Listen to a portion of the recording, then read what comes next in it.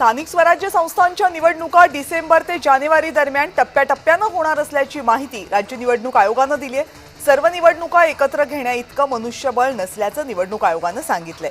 निवडणुकांमध्ये VVPAT machine असणार आहे।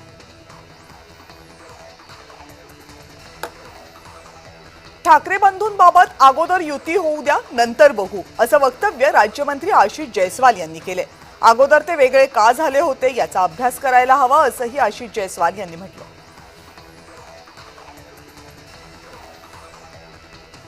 9 ऑगस्टला शरद पवार हे दौऱ्यावर असणार आहेत। ओबीसींसाठी निघणाऱ्या मंडल यात्रेला ते हिरवा झेंडा दाखवणार आहेत। सर्वोच्च न्यायालयाचा आदेश आल्यानंतर स्थानिक स्वराज्य संस्थांच्या निवडणुकीत शरद पवार गटही ओबीसी मंत्र वापरणार आहे।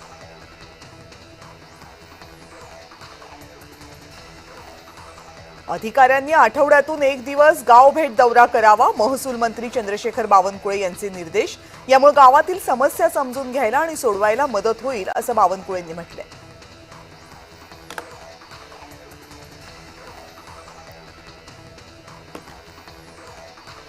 राष्ट्रवादीच्या जिल्हाध्यक्षांचा कारनामा समोर आलाय। आमदार नसताना सुद्धा गाडीवर आमदार लोगो असणारं चित्र लावलं। राष्ट्रवादीचे जिल्हाध्यक्ष उमेश पाटील यांच्या गाडीवर आमदार असणारा लोगो लावल्याचा प्रकार उघडकीस आलाय।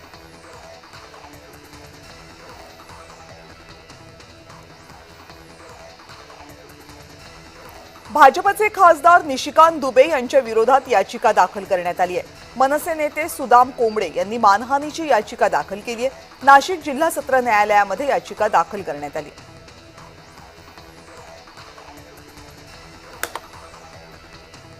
आमदार जितेंद्र आव्हाड यांच्या वाढदिवसानिमित्तानं ठाण्यामध्ये मोठी बॅनरबाजी करण्यात आली आहे। निष्ठावंत इतिहास लिहिला जाईल तेव्हा जितेंद्र आव्हाड हे नाव आघाडीवर असेल, असा उल्लेख या बॅनरवर करण्यात आलाय।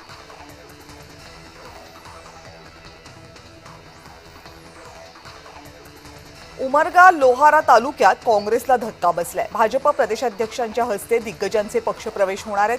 भाजपचे नेते माजी मंत्री बसवराज पाटील यांच्या मार्गदर्शनाखाली पदाधिकारी आणि कार्यकर्त्यांचा भाजपमध्ये मुंबईत पक्षप्रवेश होणार आहे।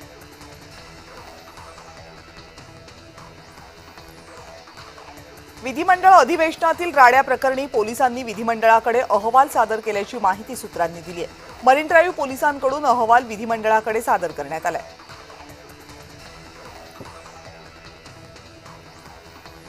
भाजप युवा मोर्चाची बुधवारी एक महत्त्वाची बैठक होणार आहे। भाजपच्या युवा मोर्चाच्या कार्यकर्त्यांना प्रदेशाध्यक्ष रवींद्र चव्हाण मार्गदर्शन करतील। युवकांना साथ घालण्यासाठी भाजप रणनीती आखणार आहे।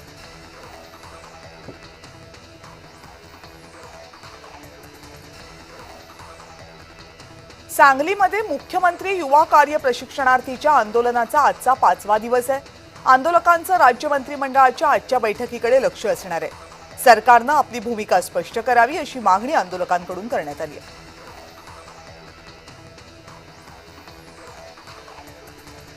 वसई विरारमध्ये मोठा राजकीय भूकंप आलाय। बहुजन विकास आघाडीसह उद्धव ठाकरे गटाचे प्रमुख पदाधिकारी आज भाजपमध्ये प्रवेश करणार आहेत। लातूर जिल्ह्यातल्या काँग्रेसचे काही माजी नगरसेवक सुद्धा पक्षप्रवेश करणार आहेत।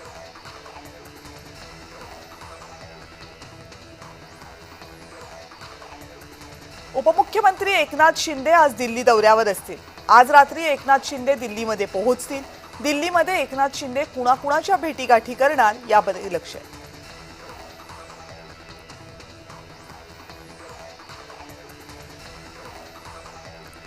सर्वोच्च न्यायालयाच्या निर्णयामुळे नागपूर जिल्हा परिषदेमध्ये ओबीसींचं संख्याबळ वाढणार आहे।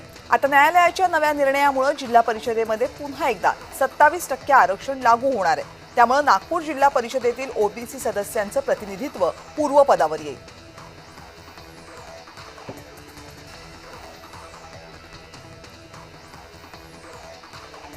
नागपूरमध्ये येस बँकेकडून जेसीबी धारकाला कर्ज देण्यात आलं। जेसीबी कर्जाचे हप्ते थकीत असल्यामुळे येस बँकेनं जेसीबी जप्त करत परस्पर विकून टाकलं। या कारवाई विरोधामध्ये येस बँकेच्या माउंट रोडवरच्या शाखेवर मनसेनं आंदोलन केलं।